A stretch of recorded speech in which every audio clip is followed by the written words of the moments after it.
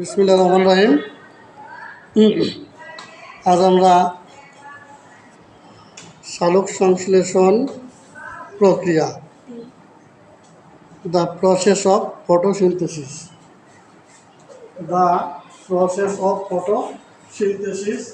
এই প্রক্রিয়াটা আমরা বুঝব। তোমাদের বোর্ডে কিছু নাম দেওয়া আছে। এটার নাম হচ্ছে কার্বন ডাই অক্সাইড। আমার সাথে বলে দেখি। এটার নাম পানি, এটার নাম গ্লুকোজ, এটার নাম কি গ্লুকোজ, আর এটার নাম অক্সিজেন, এটার নাম পানি। তোমরা খেয়াল করো, এই যে কার্বন ডাই অক্সাইড যে লেখা হয়েছে তার সামনে এরকম 6 আছে, আছে না? না নাই? পানি যে লেখা আছে, পানি, পানির সামনে কত লেখা আছে বলো তো? 12 না? কিন্তু গ্লুকোজ যে লেখা আছে C6H12O6, তার সামনে কিছু লেখা আছে কি? জি না, কিছু নাই। আবার দেখো অক্সিজেন যে লেখা আছে, অক্সিজেনের সামনে কি দেওয়া আছে? 6। আবার এরপরে যে পানি দেওয়া আছে, মানে এদিকে এখানেও 6 আছে। প্রশ্ন এগুলো কি আছে? অণু। তাহলে এটাকে বলবো 6 অণু কার্বন ডাই অক্সাইড। বলো দেখি আমার সাথে সবাই, কার্বন ডাই অক্সাইড। যদি এটা বলি তাহলে এটা কি হবে? 5 অণু পানি, 5 অণু পানি। যদি এটা বলি 5 অণু অক্সিজেন, অক্সিজেন। যদি এটা বলি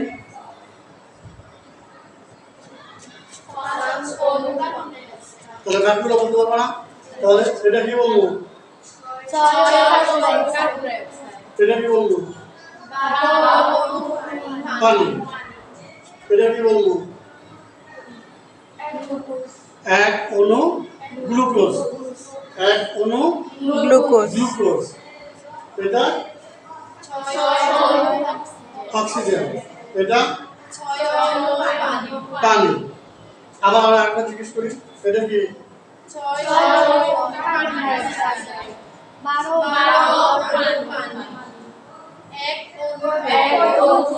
গ্লুকোজ।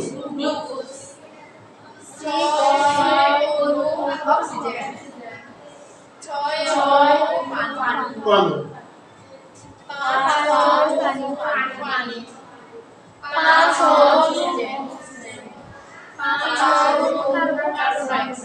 ক্লিয়ার লাগে না? এটা যদি আমাদের ক্লিয়ার হয়ে থাকে, এবার দেখো এই বিজ্ঞানের ব্যাখ্যাটা দেখো।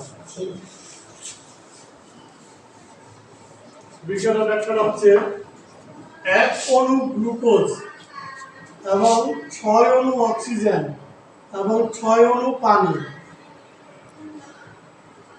পানি, অক্সিজেন,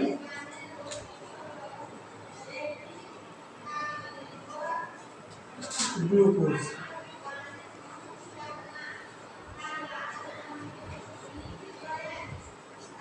উৎপন্ন হওয়ার জন্য, তৈরি হওয়ার জন্য আমরা যদি একটা পাতা পাইতাম ভালো হতো। তাহলে এই তত্ত্বটা তুলে দিচ্ছ না? দেখো লিপিতে পাতাটা কোনো জানি এই পাতার ভিতরে একটু উৎপন্ন হওয়ার জন্য বাতাস থেকে 6 অণু কার্বন ডাই অক্সাইড গ্রহণ করবে, 12 অণু পানি গ্রহণ করবে, সাথে আলো থাকবে। তাহলে এবার কত যদি ভাষায় বলি, 6 অণু কার্বন ডাই অক্সাইড, 12 অণু পানি, আলো ও ক্লোরোফিলের উপস্থিতিতে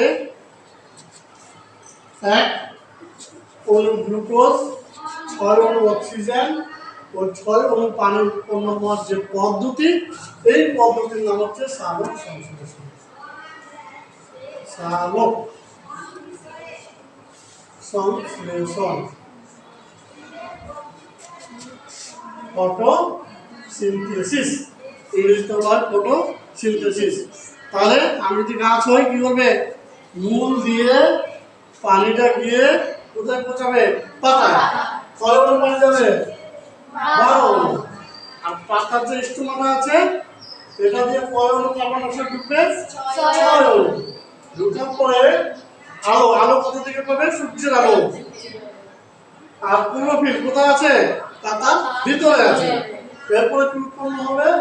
1 অণু গ্লুকোজ, 6 অণু পানি, না 6 অণু অক্সিজেন, 6 অণু অক্সিজেন ও 6 অণু পানি উৎপন্ন হবে।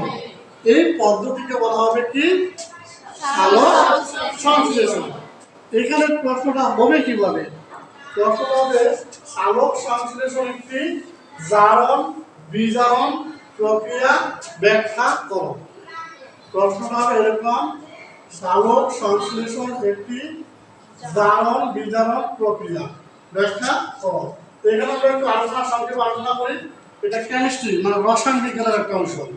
ওই যে বন্ধন পড়াছিলাম না?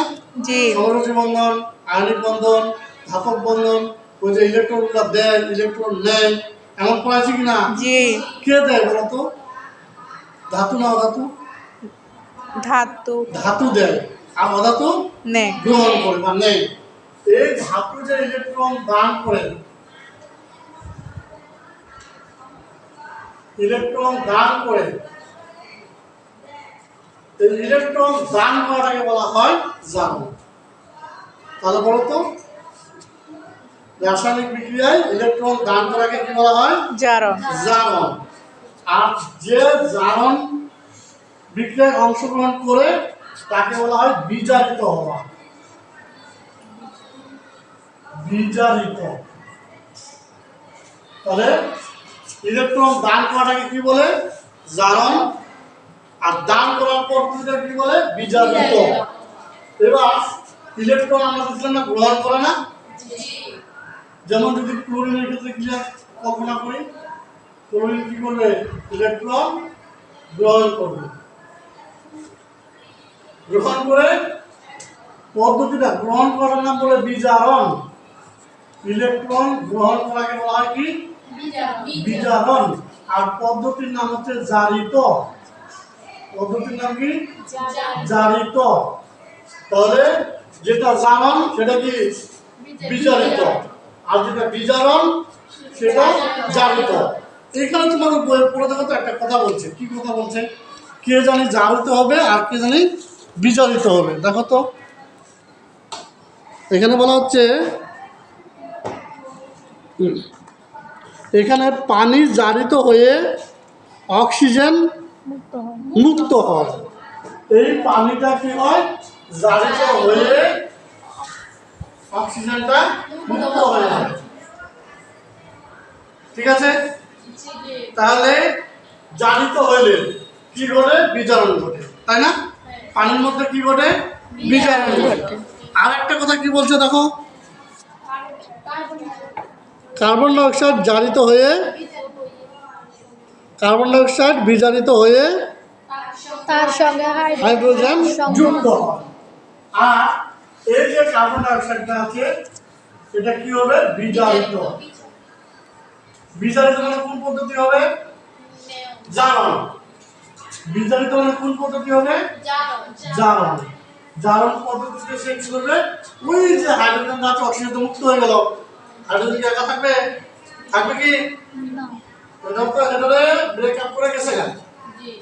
এখন এটা কান্দে বেড়াতেছে। এটা পরে এখানকার যে অক্সিজেনটা আছে তার সাথে এসে আমার মিশে যাবে, জারণ করবে। বুঝা গেছে? তাহলে স্যার এই প্রশ্নের উত্তরটা আমরা কিভাবে লিখব? প্রথম ধাপে সালোক সংশ্লেষণ কি তার সংজ্ঞাটা দিয়ে দিবা। ঠিক আছে? যে পদ্ধতিতে উদ্ভিদ মূলের সাহায্যে পানি ও খনিজ লবণ শোষণ করে, ঠিক আছে, পাতা পৃষ্ঠমাথা দিয়ে কার্বন ডাই অক্সাইড প্রবেশ করে, তারপর সূর্যের আলো ও ক্লোরোফিলের সাহায্যে গ্লুকোজ, পানি এবং অক্সিজেন উৎপন্ন করে, তাকে বলা হয় সালোক সংশ্লেষণ। এরপরে তোমরা এই বিক্রিয়া লিখবা। বিক্রিয়া লিখে লিখবা যে 6 অণু কার্বন ডাই অক্সাইড ঠিক হবে, 12 অণু পানি, আলো ও ক্লোরোফিলের উপস্থিতিতে 1 অণু গ্লুকোজ, 6 অণু অক্সিজেন, 6 অণু পানি উৎপন্ন করে। এই উৎপন্ন হওয়ার পদ্ধতি হচ্ছে সালোক সংশ্লেষণ। এখানে এখানে পানি পানি কি হয়ে যায়? জারিত হয়, তাই না? জারিত হয়ে অক্সিজেন মুক্ত হয়। এবং কার্বন ডাই অক্সাইড বিজারিত হয়ে ওই যে অক্সিজেনটা আছে সেই অক্সিজেনটা এসে হাইড্রোজেনের সাথে বসে আবার ওই যে পানি উৎপন্ন করে। এই পানিটা কিন্তু এখানে যায় না, এই পানি কিন্তু এখানে যায় না, কখনো বুঝিও না। পাতার ভিতরে অনেক বিক্রিয়া হয়, বিক্রিয়া হওয়ার পরে এই একটা পানি ভাঙে ফটোলাইসিস পদ্ধতিতে, ভাঙার পরে অক্সিজেনটা মুক্ত হয়। ওই যে মুক্ত হয়ে গেছে অক্সিজেন, বুঝছে না? বুঝছে না? তো এখন তো একা কেউ আছে, হাইড্রোজেন আছে। এখানকার কি করবে?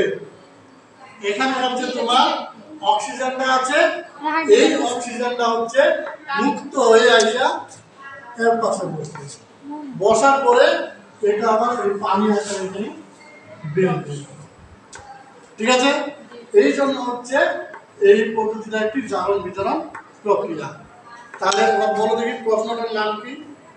সালোক সংশ্লেষণ একটি জারণ বিতরণ প্রক্রিয়া ব্যাখ্যা করো।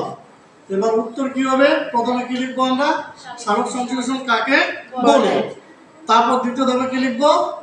বিক্রিয়াটা। তারপর বিক্রিয়ার ব্যাখ্যা দেব। ব্যাখ্যা দিয়ে কে জারিত হয়েছে, কে বিজারিত হয়েছে, কার জারণ হয়েছে, কার বিজারণ হয়েছে লিখে তারপর লিখবে যে সুতরাং সালোক সংশ্লেষণ একটি জারণ বিতরণ বিক্রিয়া। আমি কি ক্লিয়ার বুঝাতে পারছি? বুঝেছ? কারণ তোমাদের কিন্তু আরো ওই দেখে দেখে ইউটিউব দেখে লেখার দিন শেষ। আবার বলতেছি, এখন প্রশ্ন হবে, প্রশ্ন দেখে উত্তর দিতে হবে, আবার সেই মুখস্থ বিদ্যা আসবে হয়তো, অথবা নাও আসতে পারে, তবে আসার সম্ভাবনা বেশি। তাহলে ধন্যবাদ সবাইকে। আসসালামু আলাইকুম।